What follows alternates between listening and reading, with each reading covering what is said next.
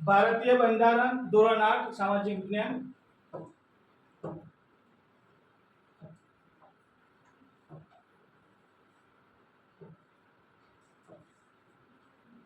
આપણો દેશ લોકશાહી દેશ છે.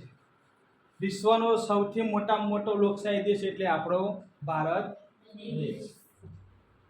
આપણા દેશમાં વિવિધ ધર્મ, જાતિ અને ભાષા ધરાવતા લોકો રહે છે. ચાલો, આપણા દેશમાં કયા કયા ધર્મના લોકો રહે છે? જોડે બોલો બધા. હિન્દુ, મુસ્લિમ, ખ્રિસ્તી, પારસી, બૌદ્ધ વગેરે વગેરે ધર્મના લોકો રહે છે. એ જ રીતે આપણા દેશમાં અલગ અલગ જાતિની તેમજ અલગ અલગ ભાષા બોલતા લોકો પણ રહે છે. અનેક વિવિધતા છતાં દરેકને સમાન તક મળી રહે તે માટે આપણા દેશનું બંધારણ ઘડવામાં આવ્યું છે. આટલી બધી વસ્તી, આટલી બધી વિવિધતા ને એક સહનસૂત્રતા જાળવવા માટે આપણી સરકારે શું બનાવ્યું? બંધારણ બનાવ્યું છે. બંધારણ હોય તો જ આખા દેશને નિયમથી ચલાવી શકાય. બરાબર? તો દરેક સ્વતંત્ર રાષ્ટ્રને તેનું પોતાનું બંધારણ હોય છે. વિશ્વના કુલ 193 દેશોને પોતાનું આગવું બંધારણ હોય છે. એમ ભારત દેશને પણ પોતાનું આગવું બંધારણ હતું. બંધારણ દરેક દેશનો મૂળભૂત દસ્તાવેજ છે જેને અનુસરીને સરકાર દેશનો વહીવટ કરે છે.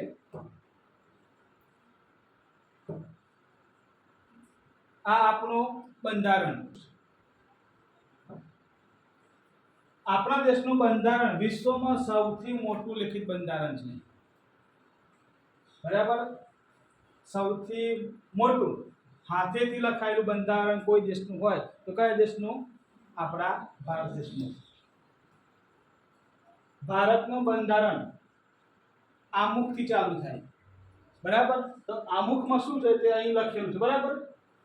આપણું જે બંધારણ બનાવ્યું એ બંધારણની ચોપડીનું સૌપ્રથમ જે પત્તું હોય, પાનું, એ આમુખનું હોય છે. એ આ રહ્યું. બંધારણનો અર્થ કોઈ પણ દેશનું શાસન ચલાવવા માટે ઘડવામાં આવેલા નિયમોના વ્યવસ્થિત સંગ્રહને દેશનું બંધારણ કહેવામાં આવે છે. ચાલો એકવાર બોલો જ બધા. કોઈ પણ દેશનું શાસન ચલાવવા માટે ઘડવામાં આવેલા નિયમોના વ્યવસ્થિત સંગ્રહને દેશનું બંધારણ કહેવામાં આવે છે. બરાબર? તે બંધારણની વ્યાખ્યા પણ આવડવી જોઈએ. આ બંધારણ ઘડતા આપણા દેશના ઘડવૈયાઓ.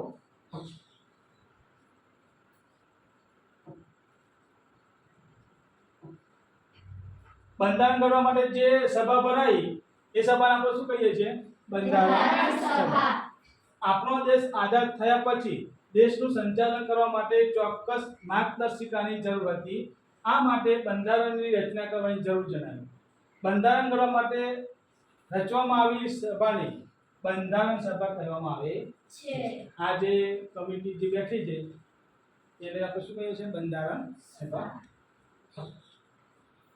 બંધારણના ઘડવૈયાઓ. બંધારણ સભામાં કુલ 389 સભ્યો હતા. કેટલા સભ્યો હતા? 389. વિવિધ વિષયોને સાંકળતી 23 સમિતિઓની રચના કરવામાં આવી. જે 389 સભ્યો હતા એમાંથી કેટલી સમિતિઓ બનાવવામાં આવી? 23. અલગ અલગ પ્રકારની 23 સમિતિઓ બનાવી.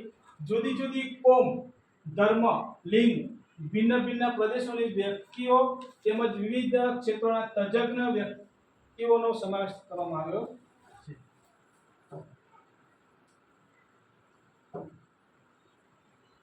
ભારતના બંધારણના ઘડવૈયાઓ કોણ છે?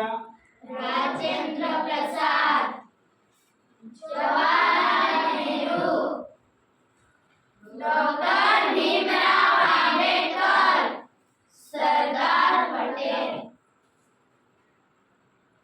ફ્રેન્ચ એન્થોની, સરદાર બલદેવસિંહ, અલ્લાદી કૃષ્ણસ્વામી અય્યર. આપણે કહેતા હતા ને A.K. અય્યર, એમનું પૂરું નામ છે આખું અલ્લાદી કૃષ્ણ સ્વામી અય્યર. મૌલાના આઝાદ.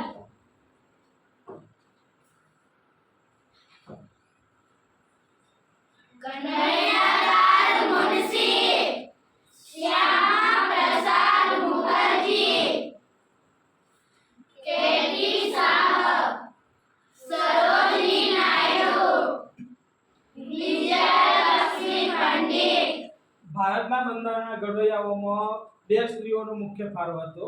એ બે સ્ત્રીઓ હતી સરોજિની નાયડુ અને વિજયલક્ષ્મી પંડિત.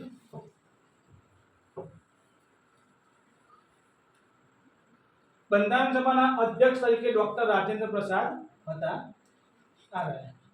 જે આપણા દેશના પ્રથમ રાષ્ટ્રપતિ ડોક્ટર રાજેન્દ્ર પ્રસાદ પણ હતા. બંધારણની ખરડા સમિતિ એટલે કે મુસદ્દા સમિતિના અધ્યક્ષ ડોક્ટર ભીમરાવ આંબેડકર હતા. તો અહીં પ્રશ્ન પૂછાય કે ખરડા સમિતિના અધ્યક્ષ કોણ હતા? ભીમરાવ આંબેડકર. બંધારણ નિર્માણની પ્રક્રિયામાં તેમના વિશેષ યોગદાનને કારણે તેઓને બંધારણના ઘડવૈયા તરીકે ઓળખવામાં આવે છે. આ જે નેતાઓ હતા એ લોકોએ ખૂબ જ ફાળો આપ્યો. 2 વર્ષ 11 મહિના અને 18 દિવસ સુધી સતત એ લોકોએ શું કર્યું? દિવસ રાત એક કરીને મહેનત કરીને બંધારણ બનાવ્યું. એટલા માટે આપણે એમને શું કહીએ છીએ? બંધારણના ઘડવૈયા. ખબર પડી? એટલે એ જે પેલા ફોટા બતાવ્યા ને આગળ એ એમનો ફાળો મુખ્ય હતો. બીજા પણ લોકો હતા પણ બધાનો અંદર ફોટો નથી. બરાબર? એમાં સૌથી વધારે ફાળો કોઈ હોય તો ડોક્ટર ભીમરાવ આંબેડકરનો હતો. બંધારણ સભાની પ્રથમ બેઠક 9 ડિસેમ્બર 1946 ના રોજ મળી હતી. આ યાદ રાખજો ખાસ. કઈ તારીખે શરૂ થઈ હતી? 9 ડિસેમ્બર 1946. બંધારણ સભાએ 2 વર્ષ 11 મહિના અને 18 દિવસ મળેલી કુલ 166 બેઠકોમાં બંધારણના ઘડતરની કામગીરી પૂર્ણ કરી. કેટલો સમય લાગ્યો હતો બંધારણ ઘડવા માટે? 2 વર્ષ 11 મહિના 18 દિવસ. બરાબર. 2 વર્ષ 11 મહિના અને 18 દિવસ. કુલ કેટલી બેઠકો કરી અમને? 166. બરાબર. ત્યારે આ કામગીરી પૂર્ણ થઈ અને બંધારણ રચાયું. ભારતની આઝાદી બાદ 26 નવેમ્બર 1949 ના રોજ તૈયાર થયેલા બંધારણને બંધારણ સભાએ સ્વીકાર્યું. ક્યારે પૂર્ણ થયું? 26 નવેમ્બર 1949. ત્યારબાદ 26 જાન્યુઆરીએ 1950 ના રોજ અમલમાં મૂકવામાં આવ્યું. કઈ તારીખે અમલમાં મૂકવામાં આવ્યું? 26 જાન્યુઆરી 1950. બરાબર. હવે 26 જાન્યુઆરી આવશે ને ત્યારે એ દિવસને આપણે શું કહીએ છીએ? કયા દિવસ તરીકે ઉજવીએ છીએ આપણે? 26 જાન્યુઆરી પ્રજાસત્તાક દિવસ. કેમ? કારણ કે એ દિવસે 26 જાન્યુઆરીના રોજ પ્રજાના હાથમાં શું આવેલું? સત્તા આવેલી. બરાબર. એટલે આપણે 26 જાન્યુઆરી 1950 ને પ્રજાસત્તાક દિવસ તરીકે ઉજવીએ છીએ.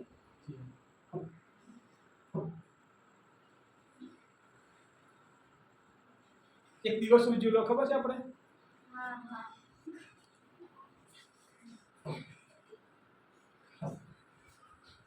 દર વર્ષે 26 નવેમ્બર બંધારણ દિવસની ઉજવણી કરવામાં આવે છે. કયો દિવસ? 26 નવેમ્બર. તો એ દિવસે આપણે કેટલાક પ્રશ્નોની ચર્ચા પણ કરી રહ્યા રીતે. બરાબર. બંધારણમાં મહત્વનું યોગદાન આપનાર ડોક્ટર ભીમરાવ આંબેડકરને આ દિવસે યાદ કરવામાં આવે છે. 26 નવેમ્બર ઓગસ્ટ ચાલે છે ત્યારે સપ્ટેમ્બર ઓક્ટોબર નવેમ્બર. બરાબર. તો નવેમ્બર આવશે ત્યારે 26 નવેમ્બરે આપણે કોને યાદ કરીશું? ડોક્ટર ભીમરાવ આંબેડકર. ને એ દિવસે કેમ ખાસ યાદ કરવામાં આવે છે? કારણ કે જે બંધારણ રચ્યું એ બંધારણમાં સૌથી વધારે ફાળો કોણ હતો? ડોક્ટર ભીમરાવ આંબેડકર. હવે આપણા ભારતમાં જે નવું સંસદ બન્યું એ આ પ્રકારનું છે. આ ત્રિકોણ આકારનું. પહેલા અહીં હતું ગોળાકારમાં. તમે કદાચ ચલણી નોટોમાં જોઈ હોય તો આપણે જે 50 રૂપિયાની 100 રૂપિયાની નોટ આવતી પહેલા એમાં આવતું હતું. તો અત્યારે હવે કેવું આવ્યું? ત્રિકોણ આકારમાં નવી સંસદ. બરાબર. અને બાજુમાં થોડુંક દૂર જઈએ તો રાષ્ટ્રપતિ ભવન આવશે જ્યાં રાષ્ટ્રપતિનો રહેઠાણ હોય. બરાબર. બંધારણ દિવસની પૂર્વ સંધ્યાએ દિલ્હીમાં સંસદ ભવન અને રાષ્ટ્રપતિ ભવનને રંગબેરંગી રોશનીથી શણગારવામાં આવે છે. આ સંસદ રાષ્ટ્રપતિ ભવનનો શણગાર કરવામાં આવે. બંધારણની વિશેષતાઓ.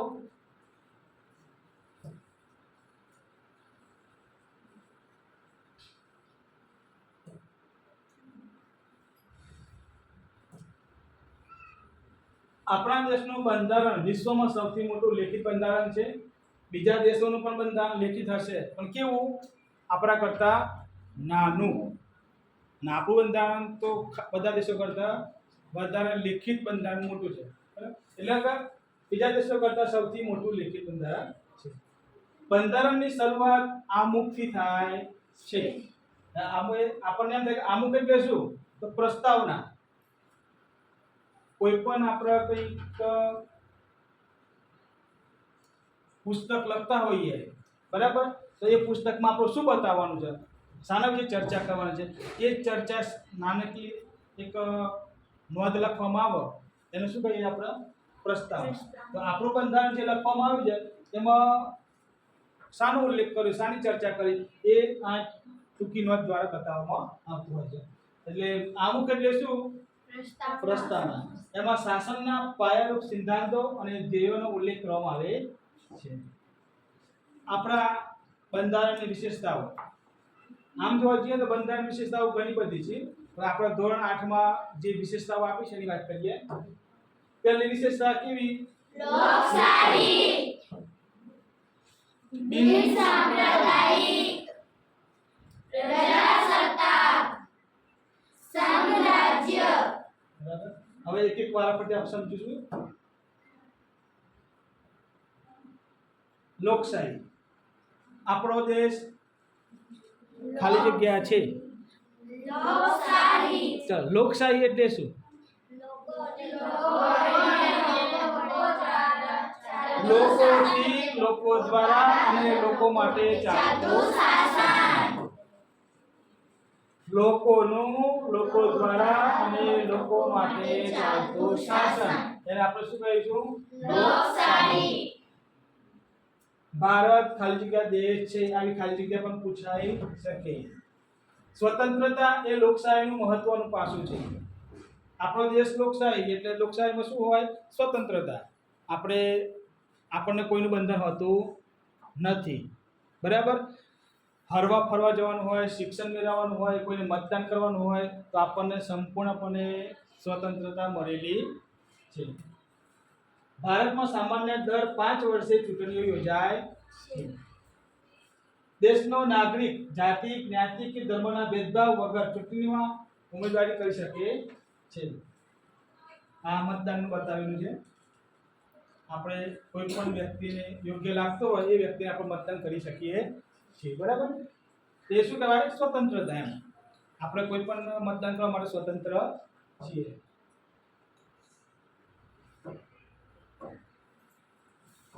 જાણવું ગમશે. બંધારણના નિર્માણ વખતે મતાધિકાર માટે 21 વર્ષની ઉંમર નક્કી કરવામાં આવી હતી. જ્યારે બંધારણ રચાયું ત્યારે મત આપવાનો અધિકાર કેટલા વર્ષનો હતો? 21. અને બંધારણ અમલી બન્યાના 39 વર્ષ પછી ઈસવીસન 1989 માં બંધારણમાં 61મો સુધારો કરવામાં આવ્યો. ત્યાર પછી મતાધિકાર માટેની ઉંમર 18 વર્ષ કરવામાં આવી. પહેલા કેટલી વર્ષ રાખેલી? 21 અને પછી 18. તમારે પણ 18 વર્ષ થશે એટલે પછી તમે પણ મત આપવાને લાયક થશો. બરાબર? હવે થોડાક વર્ષો પૂરે જવું. બિન સાંપ્રદાયિક. આપણો દેશ કેવો? બિન સાંપ્રદાયિક. ખબર કોઈને બિન સાંપ્રદાયિક એટલે શું? કે કોઈ પણ દેશનું શાસન કોઈ એક ધર્મના આધારે ચાલતું ના હોય એને શું કહેવાય? બિન સાંપ્રદાયિક. જ્યારે બીજા કોઈ અન્ય દેશોમાં કેવું હોય? એક જ ધર્મનું ચાલતું હોય, એ સાંપ્રદાયિક દેશ કહેવાય. પણ આપણા દેશમાં કંઈ એવું છે નહીં. એટલા માટે આપણે બિન સાંપ્રદાયિક દેશ ગણાય છે. અલગ અલગ ધર્મના લોકો રહે છે. બરાબર? અને જેને જે ધર્મ પાળવો હોય તે પાળી શકે.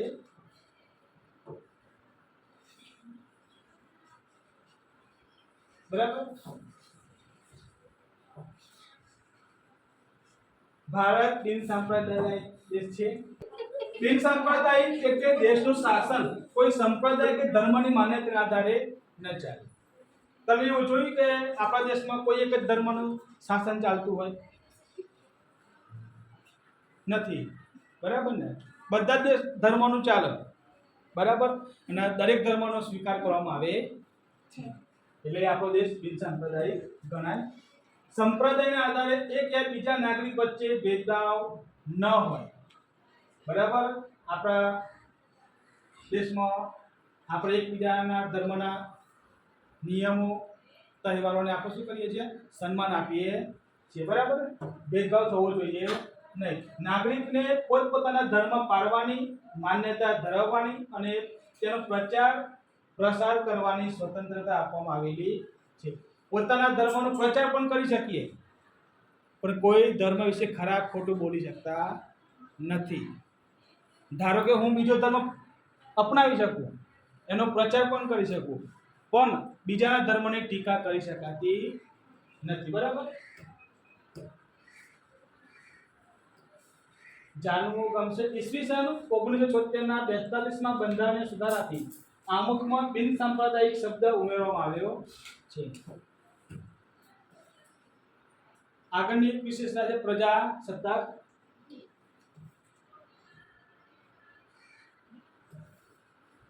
ભારત પ્રજાસત્તાક રાષ્ટ્ર છે. પ્રજાસત્તાક એટલે જેમાં લોકોના હાથમાં સત્તા હોય છે તેવું રાષ્ટ્ર, જેમાં પ્રત્યક્ષ કે પરોક્ષ રીતે લોકો દ્વારા ચૂંટાયેલા પ્રતિનિધિઓ વહીવટ કરતા હોય છે. આપણે ગામમાં સરપંચની ચૂંટણી કોણ કરે? આપણે મત આપીએ છીએ ને. નેતા બનાવીએ તો નેતા કોણ બનાવે? આપણા મમ્મી પપ્પા એમને વોટ આપીને બનાવતા હોય છે. તો આપણા દેશમાં કોઈ પ્રતિનિધિને ચૂંટવાની સત્તા કોની જોડે હોય છે? આપણી જોડે. બરાબર. આપણે જ પ્રત્યક્ષ કે પરોક્ષ રીતે લોકોને ચૂંટીએ છીએ અને એ લોકો આપણા ઉપર વહીવટ કરતા હોય. બરાબર. એટલા માટે પ્રજાસત્તાક એ આપણા દેશની વિશેષતા છે. રાષ્ટ્રના વડાનું સ્થાન વંશ પરંપરાગત હોતું નથી. આગળ આપણે મુગલોમાં કે સલ્તનતીમાં જોયું કે રાજાનો પુત્ર રાજા હતો, પણ આપણા દેશમાં એવું નથી. વડાપ્રધાનનો પુત્ર વડાપ્રધાન બનતો નથી, અને બનવા માટે યોગ્ય શરતો લાયકાત હોવી જોઈએ. બરાબર. એટલે તેઓ પરોક્ષ મતદાનથી ચૂંટાય છે. ચૂંટણી વડે રાજ્યપાલ બનવું હોય કે પછી રાષ્ટ્રપતિ બનવું હોય કે સરપંચ બનવું હોય તો શું કરવું પડે? એમએલએ બનવું હોય તો ચૂંટણીથી આપણે ચૂંટાવવું પડે, તો જ આપણે જે તે સ્થાન મળતું હોય છે. સંઘ રાજ્ય. આપણો દેશ અલગ અલગ રાજ્યનો બનેલો છે. કોઈ એક રાષ્ટ્રનો રાજ્યનો બનેલો નથી. ભારત એક સંઘરાજ્ય છે. જુદા જુદા રાજ્યનો બનેલો એક સંઘ છે. આપણા જેવા વિશાળ અને વિવિધતા ધરાવતા દેશોમાં એક જ કેન્દ્રમાંથી શાસન કરવું કઠિન છે. એટલે આપણા બંધારણમાં સંઘીય શાસન વ્યવસ્થાની જોગવાઈ કરવામાં આવી છે. બરાબર. આ દેશ એટલો મોટો વિસ્તાર છે કે એક જ જગ્યાએથી જો શાસન કરવામાં આવે તો થઈ શકતું નથી. એટલે એના માટે શું કરવું પડે? નાના નાના રાજ્યોમાં સંઘીય શાસન વ્યવસ્થાની જોગવાઈ કરવામાં આવેલી છે. સંઘીય શાસન વ્યવસ્થા બે પ્રકારની. એક આ મોસ્ટ આઈમ્પી પ્રશ્ન, શાસન વ્યવસ્થા કેટલા પ્રકારની છે? આપણે બે પ્રકારની. એક સંઘ સરકાર અને બીજું રાજ્ય સરકાર. આપણે ગુજરાતમાં શું આવશે? રાજ્ય સરકાર. અને કેન્દ્રમાં સંઘ સરકાર. સંઘ સરકારને કેન્દ્ર સરકાર તરીકે પણ ઓળખવામાં આવે છે. સંઘ સરકારને કઈ સરકાર? કેન્દ્ર સરકાર. દેશના મહત્વના કાર્યો અને સત્તાઓ સંઘ સરકારને સોંપવામાં આવ્યા છે. દેશની જે સૌથી વધારે મહત્વની જે સત્તાઓ આપવામાં આવી છે, સત્તાઓ કોણ જોડે છે? કેન્દ્ર સરકાર જોડે. મૂળભૂત ફરજો અને હકો. હકો અને ફરજો એક સિક્કાની બે બાજુ જેવા છે. જે બાબતે આપણે અભ્યાસ કરીએ, આપણે આપણો હક લઈએ તો આપણી ફરજ પણ સાથે નિભાવવી પડે. બરાબર? એટલે કે જે હક હોય તે આપણી ફરજ પણ આવે છે. બરાબર? તો જોઈએ આપણે કયા કયા મૂળભૂત હકો.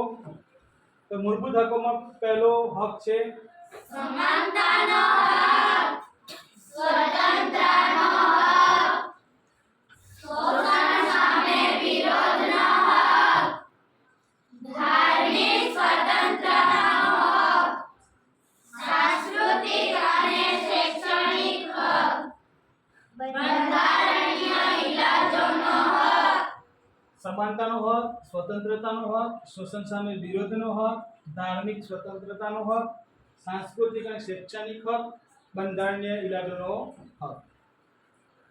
સમાનતાના હકની વાત કરીએ તો ધર્મ, જાતિ, લિંગ અને રંગને આધારે કોઈ સાથે પક્ષપાત અને ભેદભાવ કરવામાં ન આવે તેમજ બધા નાગરિકોને યોગ્યતા પ્રમાણે સમાન તક મળે. આ કયા હકની વાત કરી? સમાનતાનો હક.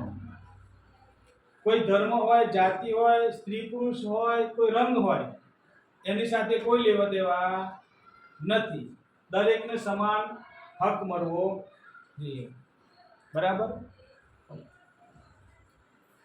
શિક્ષણ લેવું દરેકે. બરાબર?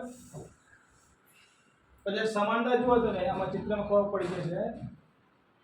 આ ત્રણ એક એક ટેકો આપે છે નીચે. બરાબર? પરંતુ ક્યાંક તકલીફ જેવું દેખાય છે મને?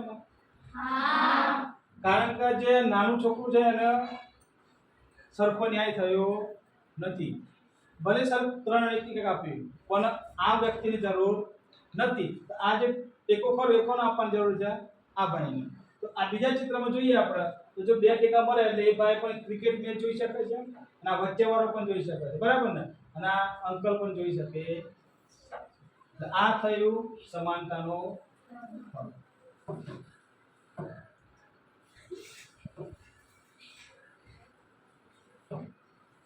સ્વતંત્રતાનો હક. આપણે આપણા દેશમાં ગમે તે જગ્યાએ હરી ફરી શકીએ છીએ. એટલે સ્વતંત્ર છીએ આપણે. બરાબર ને? આપણે પ્રવાસ ગયા હતા ને, આપણે કોઈ ઉભેલા ત્યાં કોઈ નહીં રોકે. આપણે ગમે ત્યાં ફરી શકીએ. બરાબર ને? એ સ્વતંત્રતા કહેવાય. કોઈ પણ વ્યવસાય પણ કરી શકીએ આપણે. બરાબર? દેશના દરેક નાગરિકને પોતાના વિચારો અભિવ્યક્ત કરવાની સ્વતંત્રતા આપવામાં આવેલી છે. પોતાના વિચારો રજૂ કરી શકીએ પણ કોઈની ટીકા અથવા કોઈનું અપમાન થાય એવું આપણે બોલી શકતા નથી. અન્ય સામે આપણે ન્યાય માટે બોલી શકીએ. દરેક નાગરિક સમગ્ર દેશમાં હરવા ફરવા, વસવાટ કરવાની તેમજ વ્યવસાય કરવાની સ્વતંત્રતા આપવામાં આવેલી છે. ખબર પડી? પછી કે હું દારૂની દુકાન ખોલી નાખું એવી ચાલે. બરાબર? આપણે બહારની દુકાન ખોલી શકીએ કે ઇલેક્ટ્રિકની દુકાન ખોલી શકીએ. કોઈ આપણને ના નહીં પાડે. જો આપણે દારૂનો અડ્ડો લઈ બેસીએ તો બીજા દિવસે પોલીસ આવે આપણા ઘેર. બરાબર? સ્વતંત્ર ખરા આપણે પણ એવું કામ ના કરીએ કે જે આપણને કલંક લાગે અથવા આપણને કંઈક વિરોધ કરી શકે. બરાબર? શોષણ સામે વિરોધનો હક. કોઈ પણ બાબતે આપણું શોષણ થતું હોય તો આપણે વિરોધ કરી શકીએ છીએ. કોઈ આપણને બાળ મજૂરી કરાવડાવે, બરાબર, તો વિરોધ કરી શકીએ. કોઈ પણ વ્યક્તિ દ્વારા બીજા વ્યક્તિનું કોઈ પણ પ્રકારે શોષણ ન થાય એવા શોષણ વિહીન સમાજની સ્થાપનાનો મુખ્ય ઉદ્દેશ બંધારણનો છે. આપણે વાત કરેલી હોટલમાં 14 વર્ષથી નાના ઉંમરના છોકરાઓને કામે રાખતા હોય, ઓછા પૈસા આપતા હોય, ખેતરમાં નાના છોકરાઓને મજૂરી કરાવતા હોય. બરાબર? તો આ બધું શું કહેવાય? બાળ મજૂરી. તો આપણે એને ન્યાય મેળવવા માટે આ હક આપવામાં આવ્યો છે. 14 વર્ષથી નીચેની ઉંમરના બાળકોને બાળ મજૂરી કરાવવી એ તેનું શોષણ જ કહેવાય છે. તેથી એ ગુનો બને છે. જોઈએ આપણે પોતાનું શોષણ થતું અટકાવવા તેનો વિરોધ કરવા આ હક આપવામાં આવે છે. ધાર્મિક સ્વતંત્રતાનો હક, દેશના દરેક નાગરિકને નૈતિકતા અને સ્વાસ્થ્યની વિરુદ્ધ ન હોય એવા કોઈ પણ ધર્મ પાળવાની તથા તેનો પ્રચાર પ્રસાર કરવાની સ્વતંત્રતા આપવામાં આવી છે. કોઈ પણ ધર્મ પાળી શકીએ છીએ અને પ્રચાર અને પ્રસાર પણ કરી શકીએ, પરંતુ ટીકા કરી શકતા નથી. ખરાબ કોઈ ધર્મ વિશે ખરાબ બોલી શકતા નથી. સાંસ્કૃતિક અને શૈક્ષણિક હક, સાંસ્કૃતિક હક આપણે આપણા પોતાના આદર્શો, મૂલ્યો, સંસ્કૃતિ જાળવવાનો હક છે. બરાબર, તમે આદિવાસી તહેવાર ઉજવો છો, બરાબર, એ તમારી સંસ્કૃતિ જાળવવાનો હક છે, એમાં કોઈ રોકી શકતું નથી. એટલે કહેવાય સાંસ્કૃતિક હક અને શૈક્ષણિક હક, દરેકને શિક્ષણ લેવાનો હક છે. આ તમારી સંસ્કૃતિ, બરાબર ને? તો આ આપણે એને જાળવી રાખો, એ આપણો હક. શિક્ષણ લેવું, બરાબર. કોઈ પણ નાગરિકને પોતાની ભાષા, બોલી, પ્રણાલિકાઓ, આદર્શો, મૂલ્યો વગેરે જાળવી રાખવાની અને વિકાસ કરવાની સ્વતંત્રતા આપવામાં આવી છે. બંધારણીય ઇલાજોનો હક,